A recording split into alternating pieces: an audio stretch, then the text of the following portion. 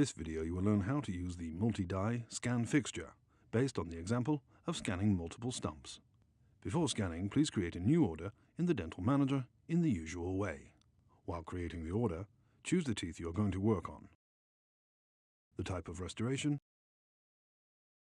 and material.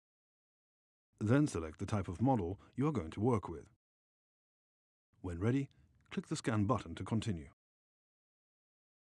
The scanning software will open now and you should follow the instructions in the upper left corner. Scanning always starts with the preparation arch model.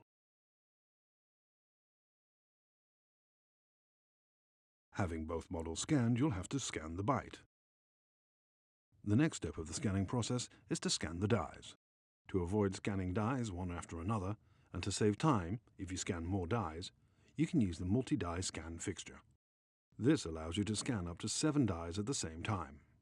To use this, just open the Settings tab and check Multi-die Scanning, and confirm it by clicking Save. The multi-die scanning step will appear on the workflow bar. Now you can click on it and an image with instructions on how to place the dies will appear. Insert the dies in the requested multi-die fixture slots.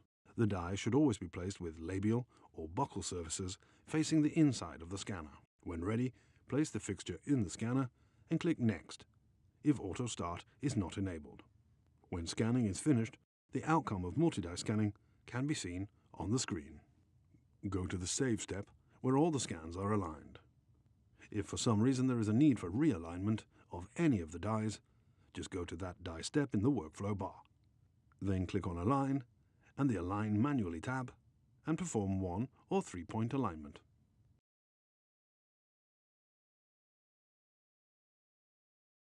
We hope this was helpful, and thank you for watching.